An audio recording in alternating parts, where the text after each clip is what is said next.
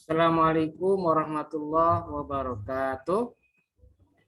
Waalaikumsalam warahmatullahi wabarakatuh. Waalaikumsalam warahmatullahi wabarakatuh. Bismillahirrahmanirrahim. Alhamdulillahirabbil alamin. Wa bihi nasta'in wa ala umuri dunya waddin. Shalatu wassalamu ala asyrafil anbiya'i wal mursalin. Sayyidina wa maulana Muhammadin wa ala alihi wa sahbihi ajmain. Rabbi shrah li sadri wa yassir li amri wahlul 'uqdatam min lisani yafqahu qawli. Amma ba'du. Oke, baik. Perkuliahan kita hari ini kita buka bersama-sama dengan membaca lafaz basmalah. Bismillahirrahmanirrahim. Oke, baik. Ini HKIC, betul ya? HKIC, HKIB, betul ya? HKIB. Ya, HKIB, Pak. maaf salah. HKIB. Baik. Setelah kemarin minggu yang lalu kita mengikuti UTS. Alhamdulillah kemarin sudah berjalan lancar. Sudah berlangsung dengan baik dan sukses ya. Walaupun di sana sini masih terdapat kekurangan. Ya. Ada beberapa suara kemarin yang melaporkan, Pak, saya nggak bisa ini, Pak, gitu katanya kemarin tuh. Coba saya mau cross check ini sekarang. Mana Lutfia? Mana Lutfia? Ada Lutfia di sini. Mana Lutfia? Mana Lutfia? Saya, Pak. Mana? Mana Lutfia? Saya, Pak. Mana? Hadir. Oh iya, Lutfia. Kamu kemarin laporan di grup, kok di grup, di Google Classroom nggak bisa. Sampai sekarang nggak bisa kamu?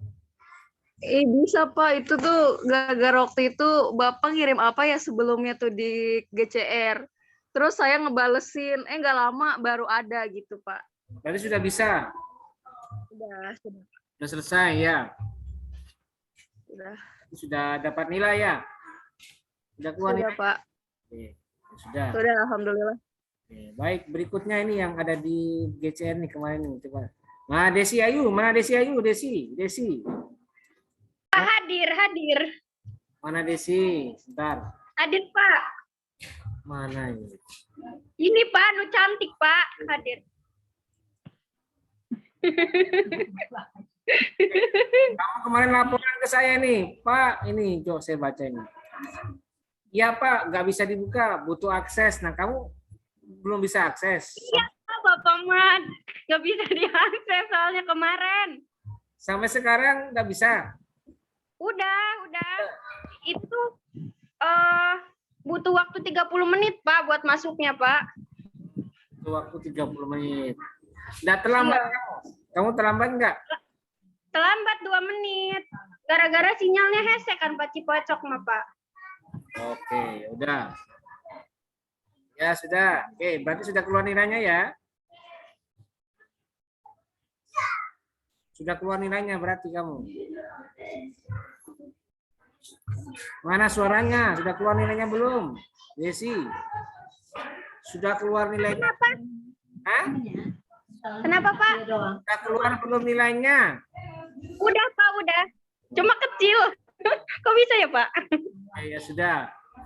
Oke, baik. Nah, terus saya cek ini sekarang. Berikutnya siapa lagi? Mana ini? Berarti kayaknya sudah semuanya ya.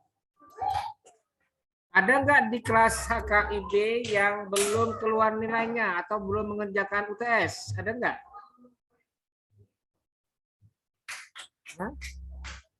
Ada nggak yang belum mengerjakan UTS sampai sekarang? Ada nggak kira-kira? Atau semuanya sudah mengerjakan ya? Ya, berarti sudah keluar semua nilainya ya. Jadi Iya, Pak. saya harapkan nilai ini bisa memotivasi kalian agar nanti di UAS atau ujian akhir semester juga bisa mempertahankan, bahkan bisa ditingkatkan ya. Tapi jangan sampai turun, jangan sampai merosot nilainya. Itu harapan saya. Dan nilai kemarin itu sebenarnya juga ikhtiar saya ya. Satu, ikhtiar nilai yang berkaitan dengan materi perkuliahan. Kemudian yang kedua, nilai itu juga sebenarnya saya tidak persulit, atau soal itu tidak saya persulit. Saya mudahkan, saya gampangkan. Makanya soal-soal itu pasti sudah familiar di kalangan kalian ya. Karena yang kemarin hafalan itu pasti tahu, mudah untuk menjelaskan. Karena itu sudah sering kalian baca, kalian hafalkan setiap hari, setiap saat. Sehingga ketika saya keluarkan di UAS, di UTS itu sudah gampang, mudah, tidak berlarut-larut lagi. Jadi sangat mudah untuk dijawab. Dan semua soalnya kan berhubungan dengan kandungan hadisnya. Apa kandungan hadisnya? Saya kira semua sudah tahu. Mungkin tinggal di soal nomor berapa ya? Nomor 5 ya. Yang kemarin saya buat soal mencoba untuk mengingat kembali kira-kira hadis ini apa ini. Itu soal nomor 5 kemarin itu. Ya. Mungkin kalian ada yang paham, ada yang tidak paham, ada yang lupa atau bagaimana. Nah, itu juga bagian dari cara saya untuk memacu dan memicu semangat kalian untuk mencari tahu. Jadi intinya UTS kemarin itu adalah sebuah mekanisme saya untuk memancing pengetahuan kalian yang sudah pernah saya berikan di perkuliahan sebelumnya. Dan saya harapkan nanti ke depannya juga sama. Artinya UAS tentu saja bahannya bersumber dari materi kita hari ini sampai perkuliahan terakhir.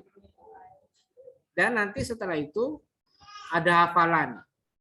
Setiap 2 minggu sekali ada hafalan. Dan saya akan tentukan hadis mana yang perlu kalian hafalkan. Dan perlu juga kalian ingat, perlu kalian ketahui ya, nanti ada satu materi yang langsung 2. Nanti setelah ini. Ada langsung 2 dan hadisnya langsung 2. Jadi saya harapkan nanti hafalannya itu lebih maksimal.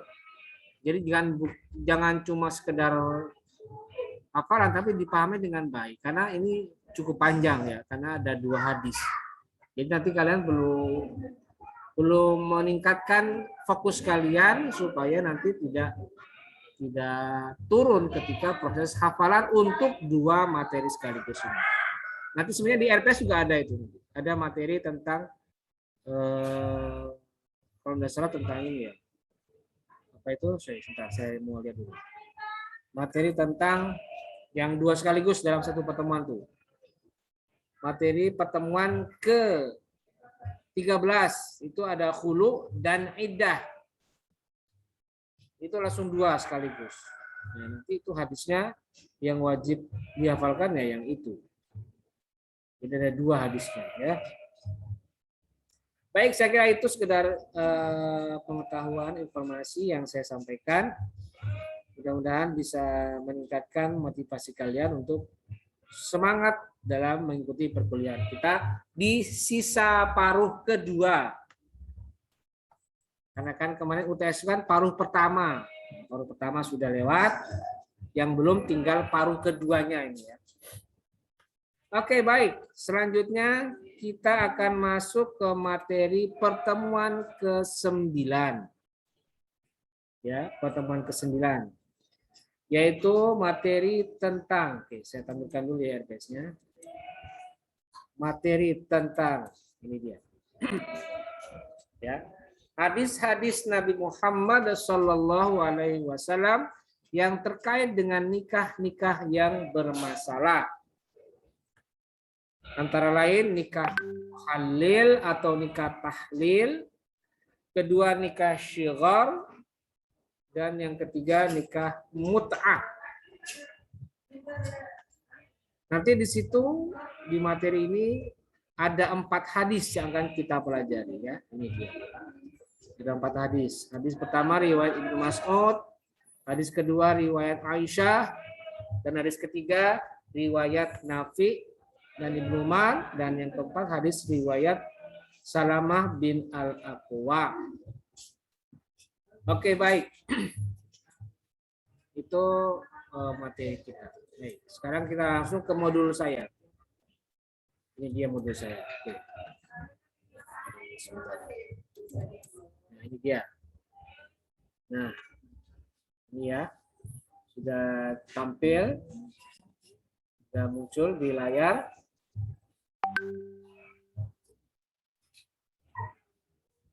Nah, oke, baik.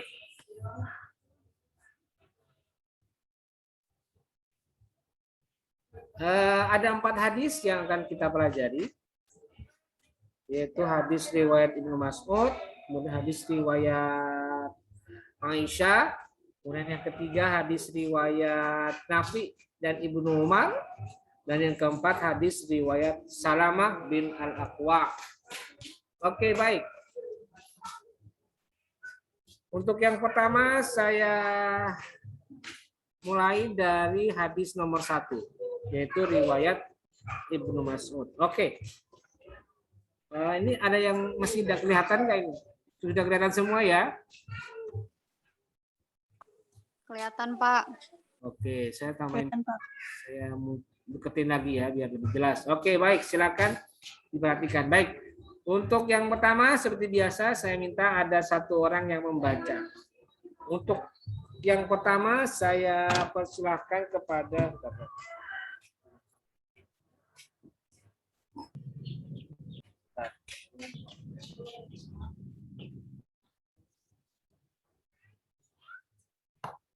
Oke, yang pertama saya persilakan kepada yang membaca saudara. Oke, yang laki-laki dulu nih. Coba diaktifkan videonya nih. Siapa namanya? Saudara ya, yang laki-laki. Coba lihat. Saudara. Saudara. Zamroni Syakir. Mana Zamroni Syakir? Soal videonya. Yang Saya, Pak. Saya suruh baca ini. Yo, mana Zamroni? Hadir, Pak. Mana videonya? Ini, Pak. Oke, silakan Zamroni baca hadis nomor 1. Silakan. Bismillahirrahmanirrahim. Ani bin Mas'udin qala la'ana Rasulullah sallallahu alaihi wasallam al-muhallila wal mihallala lahu. Rawahu Ahmad. Muhallila bukan mihallala, muhallala. Ulangi. Muhallala. Ayo. Ya, Pak. La'ana Rasulullah sallallahu alaihi wasallam al-muhallila wal muhallala. Rawahu Ahmad wa Nasa'i wa Tirmidzi wa sahahahu. Dari Ibnu Mas'ud berkata bahwasanya Nabi Muhammad sallallahu alaihi wasallam telah mengutuk orang yang bertindak sebagai muhallil dan orang yang ditahlilkan atau dihalalkan. Hadis riwayat Imam Ahmad, Imam Nasa'i dan Imam At-Tirmidzi. Oke, baik. Ya, Pak. Ya, oke, baik. Jadi saya jelaskan ya, hadis riwayat Ibnu Mas'ud yang menyatakan bahwa la'ana Rasulullah Shallallahu Alaihi Wasallam, Nabi telah melaknat atau mencaci atau mencela atau melaknat ya atau mencaci ya. Siapa yang dicaci? Al-muhallila, yaitu orang yang menjadi atau orang yang menjalankan praktek tahlil atau yang menghalalkan wal muhallalalahu, dan orang yang ditahlil atau dihalalkan. Jadi muhallil atau muhallil dan muhallallahu. Nah, muhallil itu apa? Yaitu orang yang dalam prosesnya itu direkayasa oleh mantan suami untuk menjadi penyela, penyela atau orang ketiga. Jadi gini ya, perlu saya informasikan bahwa kalau talak itu akan berlaku sebanyak 2 kali maksimal dalam syariat Islam. Ya, jadi kata ayat at-thalaqu marrotani, ditolak itu hanya ada batasnya 2 kali. Di zaman Arab jahiliyah atau sebelum Nabi, sebelum Islam, praktek talak itu bisa ratusan kali dan tidak ada larangan untuk melakukan talak sebanyak mungkin. Tidak ada larangan di masa sebelum Islam. Nah, ketika Nabi hadir, ketika Islam datang, ketika Al-Quran turun, itu praktek ini dihapus oleh Islam dengan turunnya ayat at-thalaqu marrotani, 2 kali, cukup 2 kali, tidak boleh lebih, tidak boleh 100 kali, tidak boleh berkali-kali, tidak boleh, cukup 2 kali. Nah, kalau misalnya yang ketiga kali diucapkan kembali suami mentalak istri, maka aturannya adalah si laki-laki ini tidak boleh menikahi atau rujuk kembali dengan istrinya yang telah ditalak 3 kali ini. Tidak boleh. Dengan catatan, bolehnya itu tunggu sampai laki-laki lain hadir ke kehidupan istrinya, kemudian laki-laki ini menikahi istrinya, mantan istrinya, dan kemudian dijima mantan istrinya, kemudian dinikmati semua keindahan milik istrinya, dan setelah itu si istri ditalak lagi oleh si suami kedua. Dan setelah selesai talak, maka si istri menjalani masa iddah, dan baru setelah itu si istri berhak atau sah dinikahi lagi oleh suami yang pertama. Itu aturan dalam Islam, dalam syariat Islam. Nah, ternyata ada orang nakal, ada orang yang iseng mencoba merekayasa proses larangan tadi itu yang talak 3 kali. Caranya gimana? Nah, si laki-laki ini bilang kepada laki-laki lain. Si suami pertama ketemu ke laki-laki yang lain. Bilang, Kang, kamu mau jadi nggak saya jadikan muhallil? Caranya gimana? Saya minta kamu menikahi lagi mantan istri saya. Nikahi, tapi nggak boleh diapa-apain. Nggak boleh dijima, nggak boleh dicumbu, nggak boleh di segala macam poin dinikmat, nggak boleh. Kamu diam aja, kamu anggurin aja, nggak boleh diapa-apain. Nah, nanti kalau sudah selesai akad, langsung kamu ceraiin. Gitu. Cepat langsung, nggak usah berlarut-larut, nggak usah bertele-tele. Langsung ceraiin aja setelah akad selesai. Dan setelah itu, nanti si istri menjalani masa iddah, dan setelah selesai masa iddahnya, baru nanti mantan istri saya bisa saya nikahi lagi. Nah, muhallil itu kan adalah orang yang tadi disuruh oleh suami pertama. Sedangkan muhallal lahu adalah si laki-laki yang jadi mantan suaminya atau si suami pertama. Nah, praktek seperti ini memang ada di masyarakat. Praktek seperti ini memang ada di kalangan umat. Bahkan sekarang pun kayaknya masih ada prakteknya, di Banten masih ada. Saya pernah baca skripsi alumni HKI.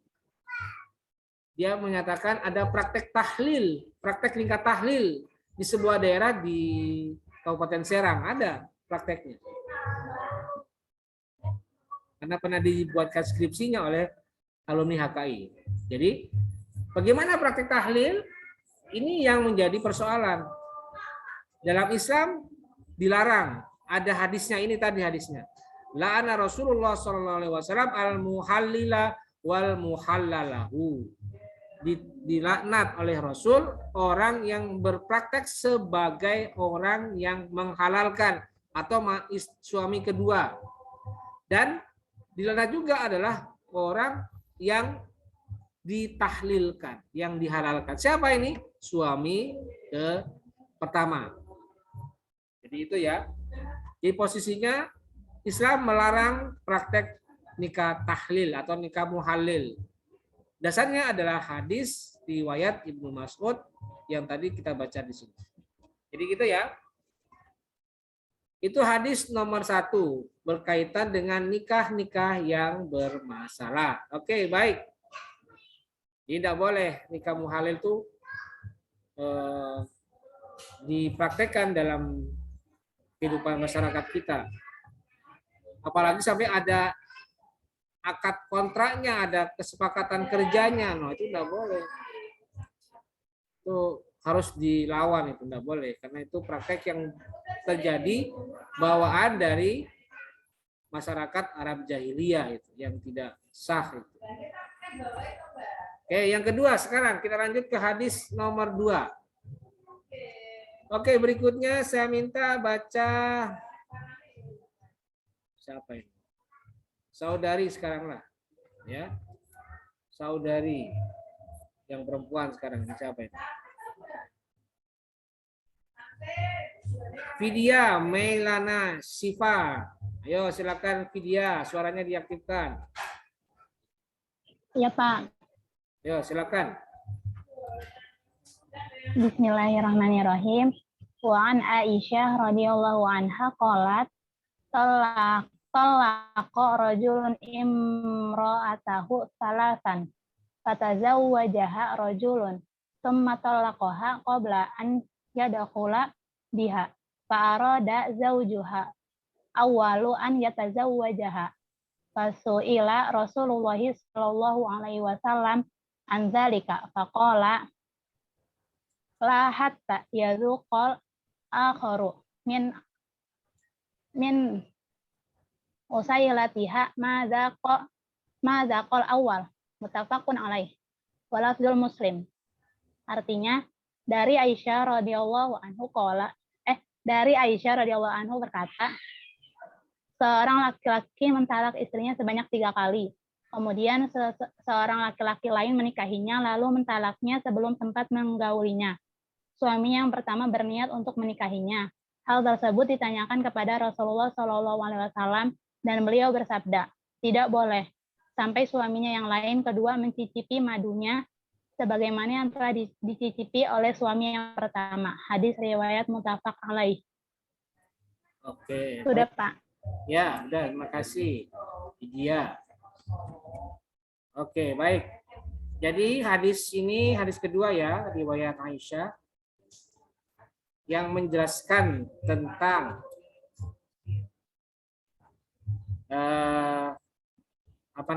cerita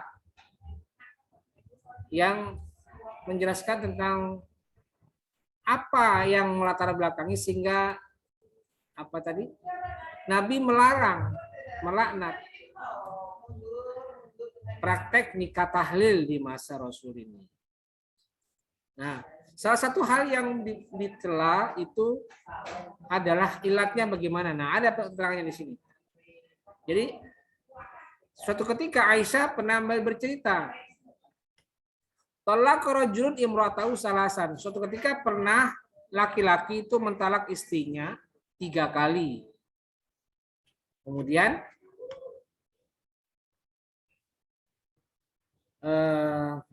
fatazawwajaha rajulun, kemudian laki-laki itu menikahi lagi.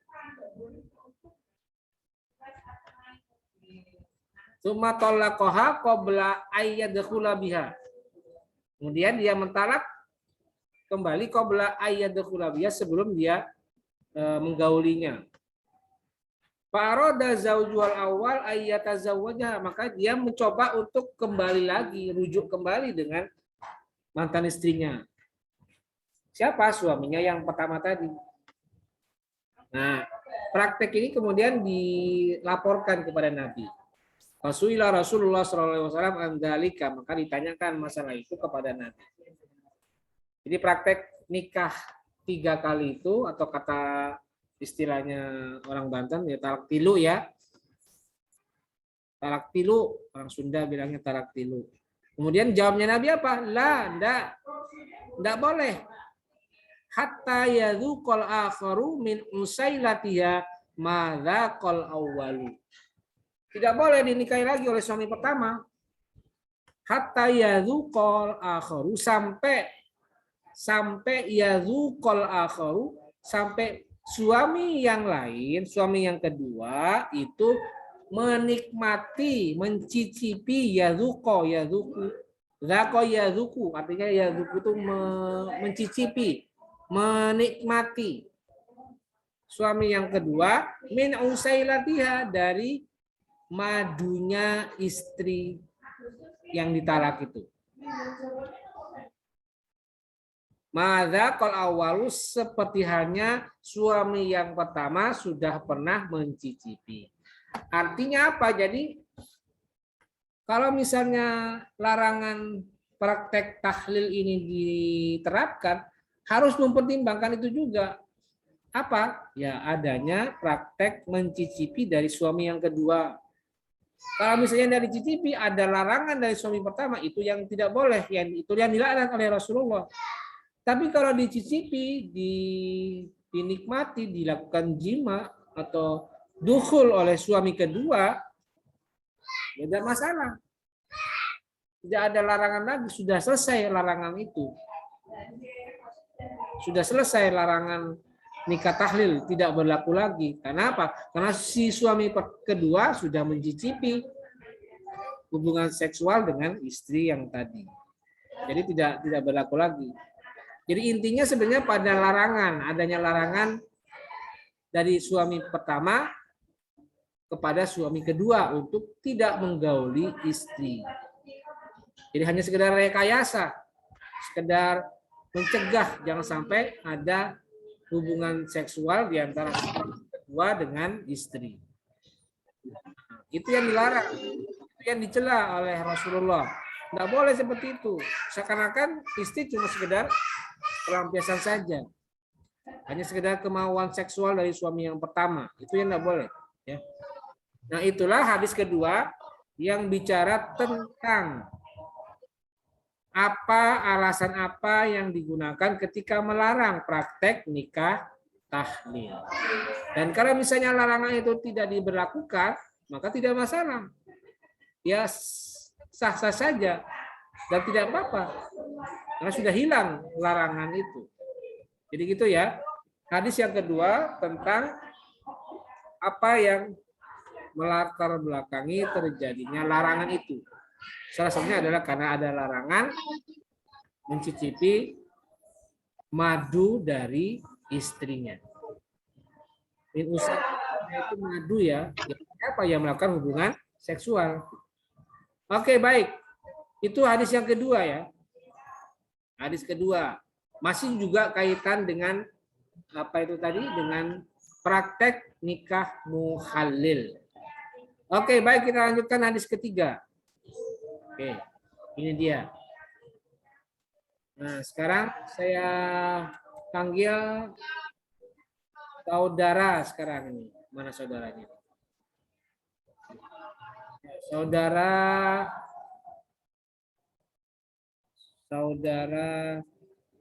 kok banyakkan perempuannya ya di sini ya, kelas HKIB ya. Yang laki-laki kemana ini? Oke, ini nih Amar Rian Permana, silakan Amar. Suaranya dinyalakan, Amar. Ya Pak, ya Pak. Ya Pak. Yo. Bismillahirrahmanirrahim.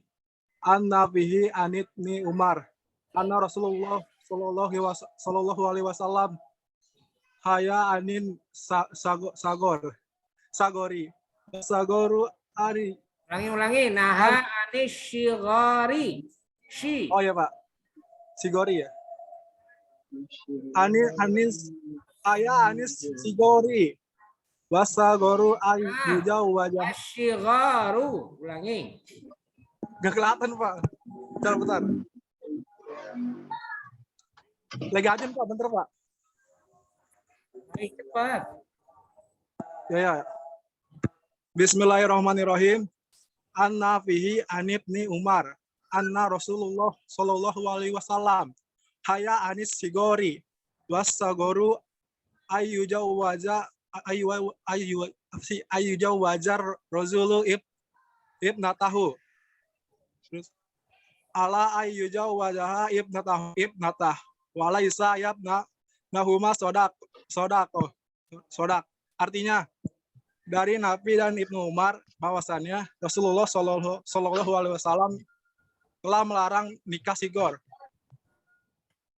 Sigor adalah seorang laki-laki menikahkan perempuannya kepada seseorang dengan syarat orang itu mengkawinkan anak perempuannya dengan dirinya dan tidak ada mahar di antara keduanya. Hadis muttafaq alaih. Oke, baik. Kamu kok bacanya nggak lancar gitu ya, Mar ya? Bacanya yang benar, jangan masa ini tasdid. Ya maaf Pak, itu tadi lagi. Harokat di bawah tasdid itu dibacanya sya. Oke, baik, perhatikan. Oke, baik, perhatikan ya. Jadi hadis yang ketiga ini bicara tentang hukum nikah syigor. Ya. Jadi Nabi sudah memberikan penegasan bahwa yang dimaksud nikah syigor, jadi begini ya. Nabi melarang secara tegas praktek nikah syigor. Apa nikah syigor itu? Yaitu praktek mengawinkannya seorang laki-laki atas anaknya kepada laki-laki lain dengan syarat laki-laki itu juga mau menikahkan anaknya dengan dirinya. Jadi ada semacam praktek tukar menukar anak yang dicoba untuk dipraktekkan atau ditukar dalam proses perwaliannya. Jadi misalnya si A punya anak B, ya. Kemudian si C punya anak D. Nah, si A bilang ke si C, "Hei C, anak kamu kok cantik ya? Nah, saya mau menikahi anak kamu. Tapi saya mau menikahi anak kamu dengan syarat anak saya nanti kamu ambil juga buat kamu. Kamu nikahi juga. Jadi kita saling tukar menukar anak. Kita tukar menukar anak untuk kita jadikan istri kita masing-masing. Jadi praktek inilah yang dilarang dalam Islam. Apalagi praktek ini juga tanpa menggunakan mahar. Tidak ada mahar. Walaisa bainahuma shadaqun, tidak ada. Jadi praktek Arab jahiliyah itu punya kebiasaan menikahkan anaknya kepada orang lain, tapi orang lain juga harus menyerahkan anaknya kepada dia. Nah, ini yang dihapus oleh Islam dengan larangan secara tegas adanya praktek nikah syigor. Ya, tidak mungkin diterapkan. Kenapa ya? Seakan-akan anak atau perempuan hanya sekedar sebagai seperti hanya barang, barang biasa yang tidak dihargai derajat dan martabatnya sebagai manusia perempuan itu. Jadi praktek ini mencela adanya praktek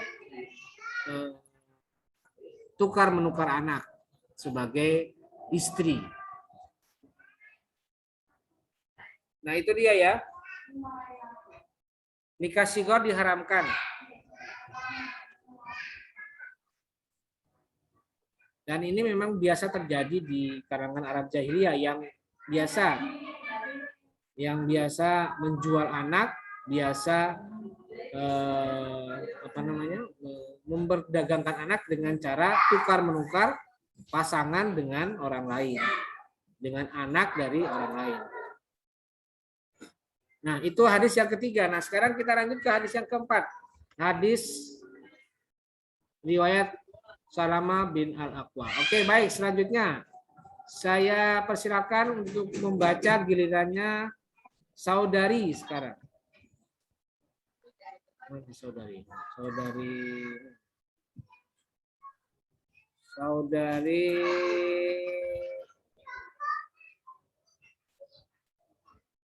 Oke, Tiara Kasih, silakan Tiara Kasih. Silakan suaranya. Iya, Pak. Yo, Iya, Pak. silakan. Amat bin Aqwa'i radhiyallahu anhu qala Rohasa Rasulullah sallallahu alaihi wasallam ama awtasi fil mut'ah salasata ayamin summa naha anha rawahul Muslim. Artinya, Salamah ibnu al-Ahwa berkata, Rasulullah Shallallahu Alaihi Wasallam pernah memberi kelonggaran untuk nikah mut'ah selama 3 hari pada tahun Authas, tahun pernikahan kota Mekah. Kemudian beliau melarangnya. Hadis riwayat Muslim. Oke, baik. Pak. Ya, terima kasih Tiara. Oke, jadi intinya adalah hadis nomor 4 ini bicara tentang larangan nikah mut'ah ya. Yang oleh kalangan Sunni ini dilarang. Tapi kalangan Syiah itu masih membolehkan praktek nikah mut'ah.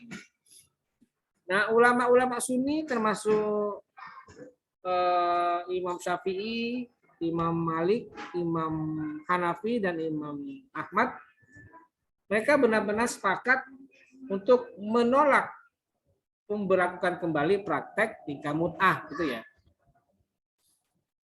Kecuali Syiah Syiah apa itu ya? Ada beberapa sekte di kelompok Syiah Rafidhah, Syiah Imamiyah itu juga sebenarnya melarang, tapi pada praktiknya di lapangan juga mereka membolehkan. Nah, sekarang pertanyaannya, kenapa dilarang? Kenapa dilarang?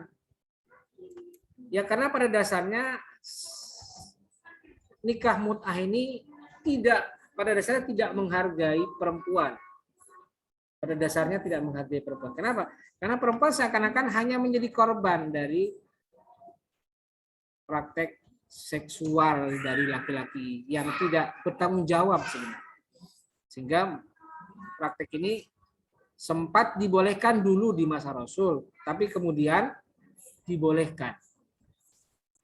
Tapi kemudian dilarang. Maaf. Kemudian dilarang. Memang dulu Rasul pernah membolehkan. Itu pun karena pertimbangan darurat ya. Ketika dulu terjadi perang Khaybar, terjadi perang penaklukan kota Mekah, itu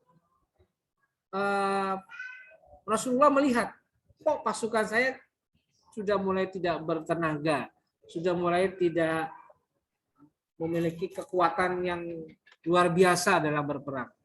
Ya memang hasilnya menang. Perang Khaybar, menang penaklukan kota Mekah, memang menang. Tapi hasilnya pasukan umat Islam ketika itu menjadi lemah, menjadi tidak berdaya.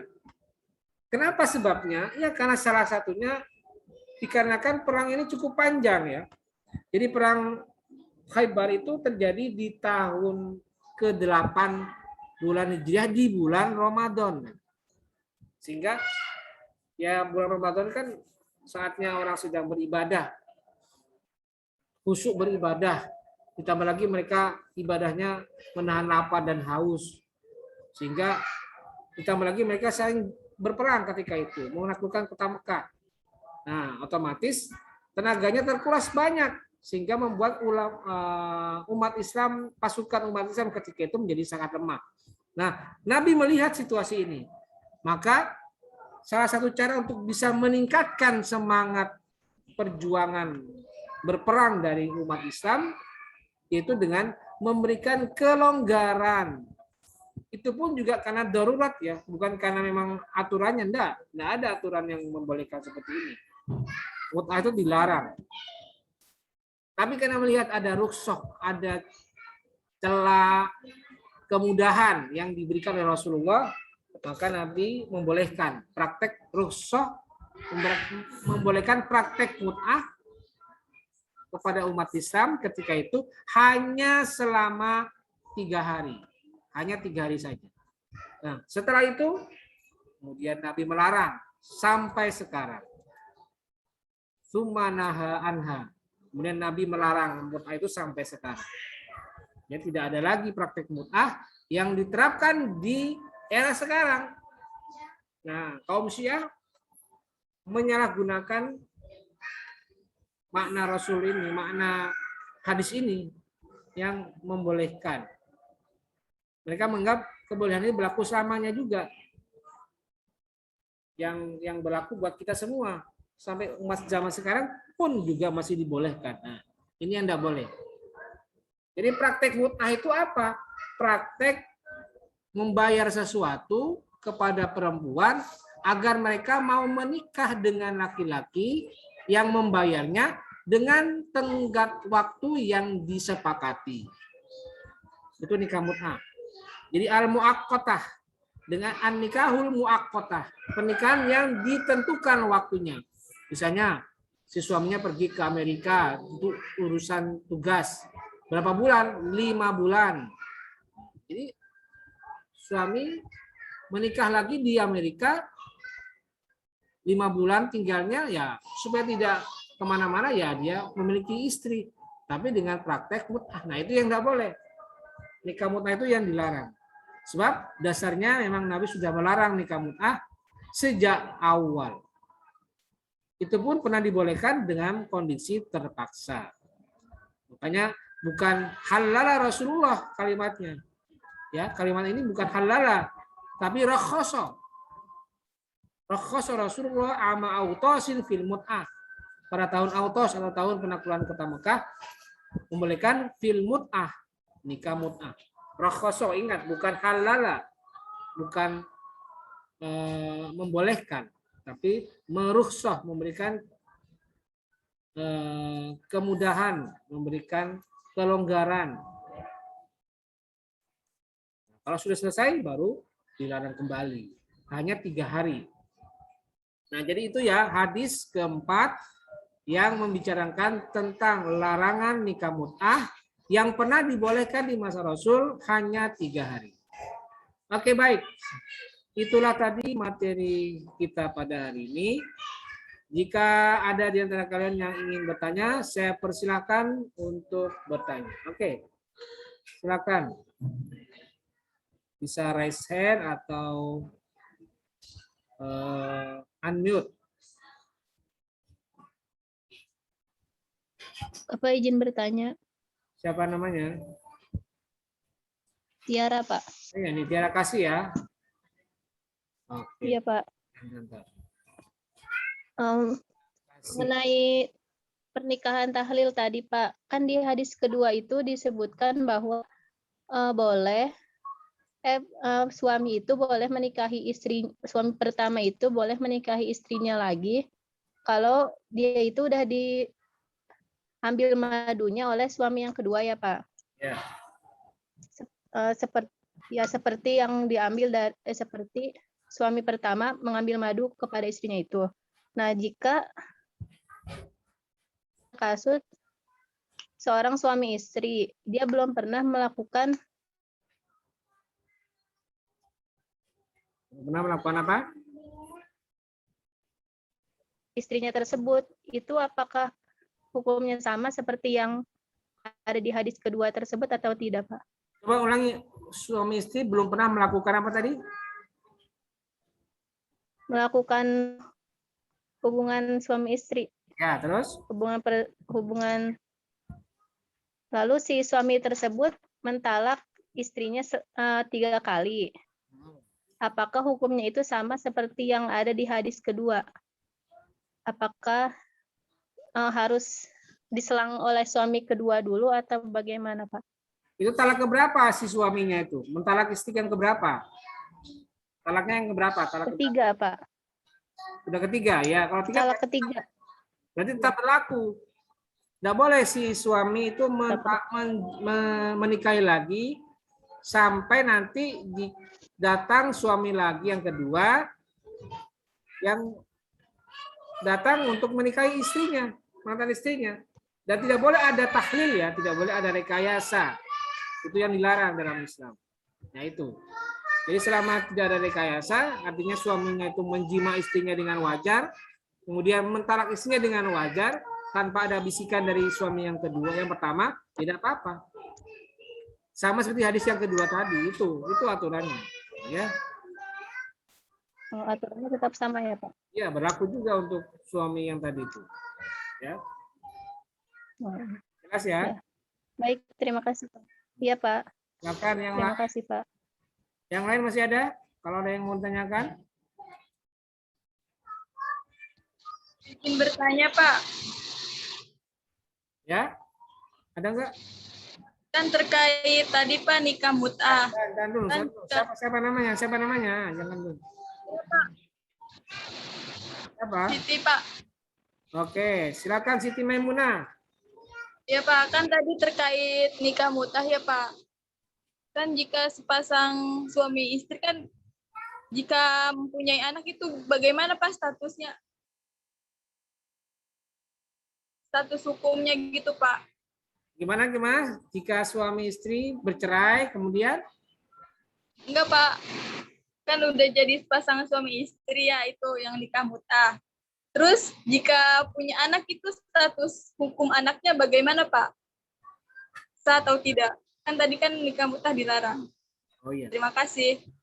Ya kalau nikah mut'ah kan tidak ada anak sebenarnya. Kalau misalnya anaknya lahir, kadung lahir, misalnya terlanjur lahir, ya sudah itu tanggung jawab orang tua, tanggung jawab ibunya, tanggung jawab orang tua perempuan. Kenapa? Si suaminya kan tidak punya kewajiban untuk menanggung biaya anaknya. Kan yang dipraktekkan adalah mereka menikah saja tanpa ada sangkut paut dengan anak. Orang mut'ah itu begitu.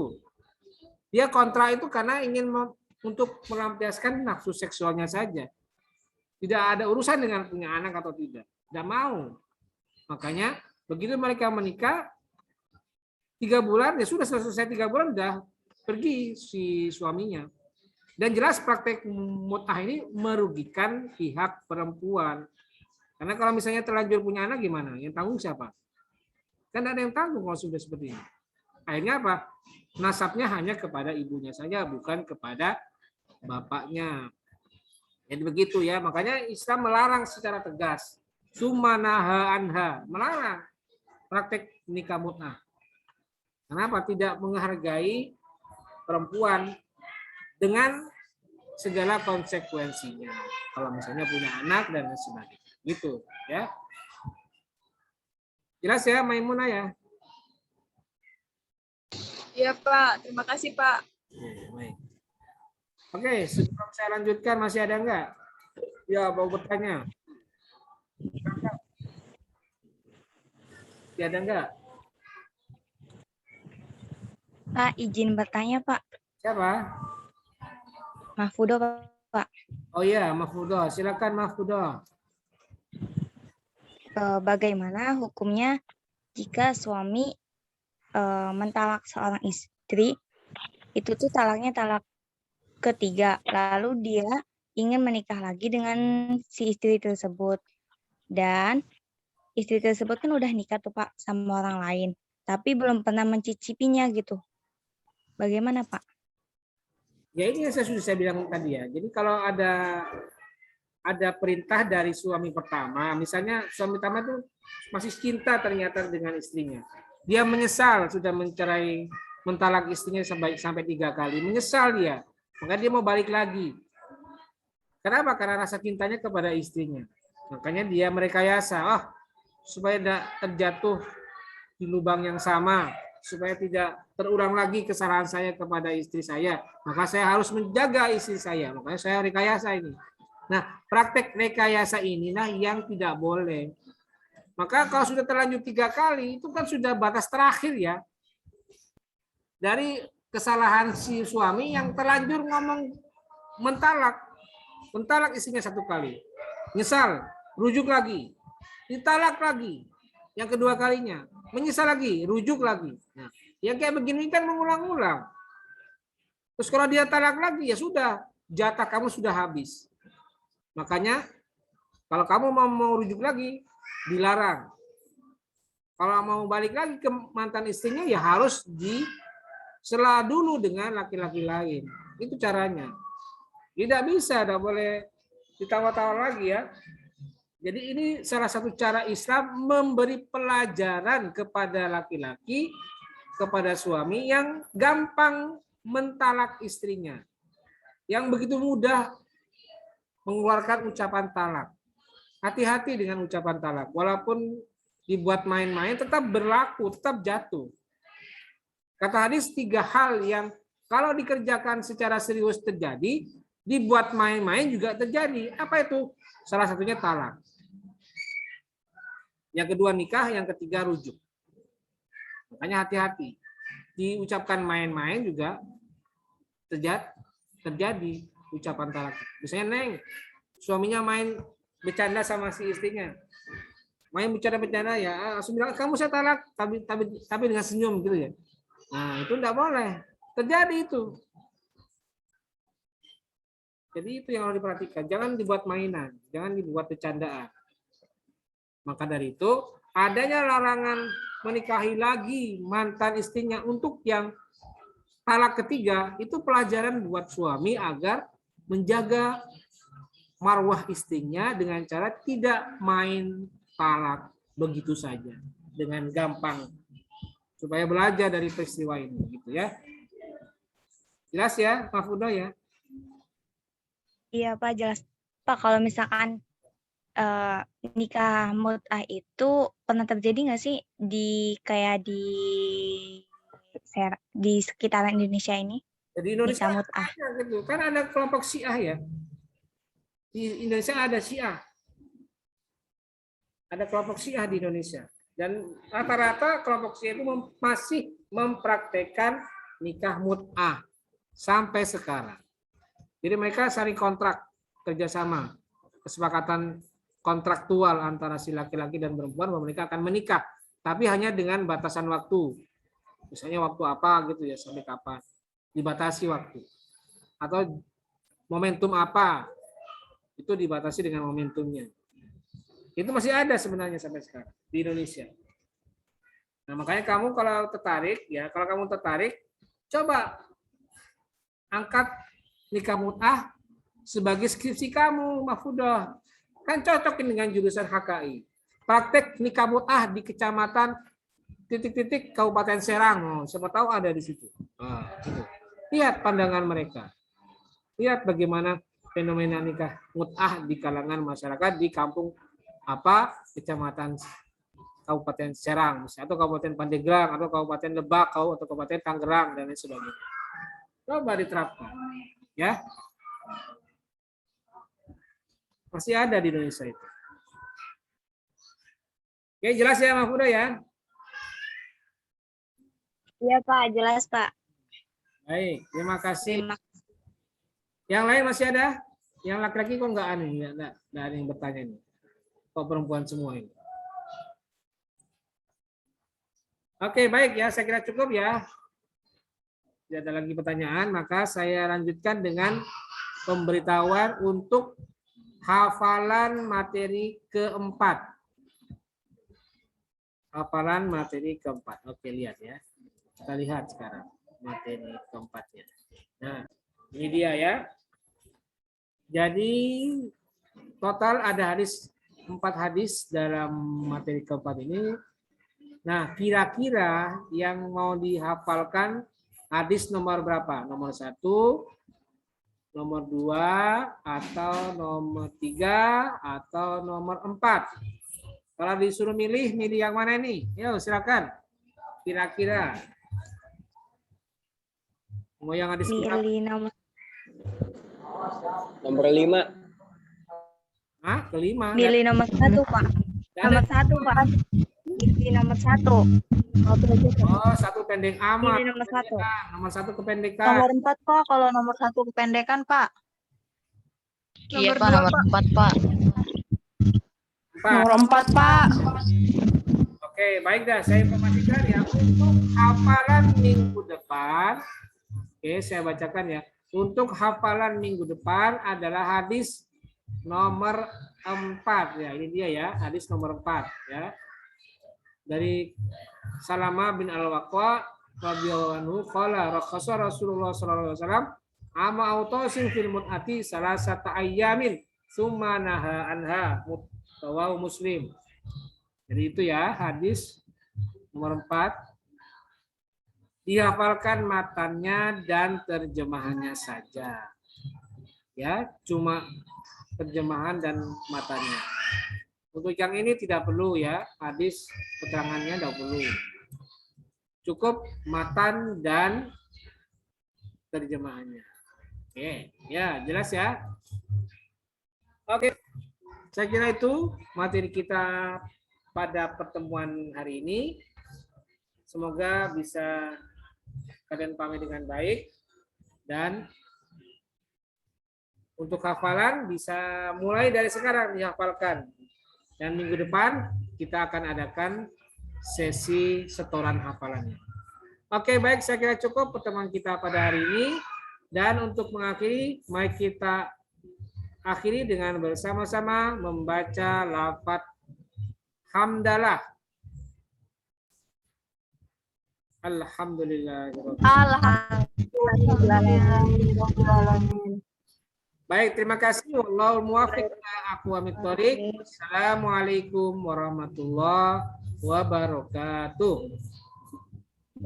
Waalaikumsalam warahmatullahi wabarakatuh.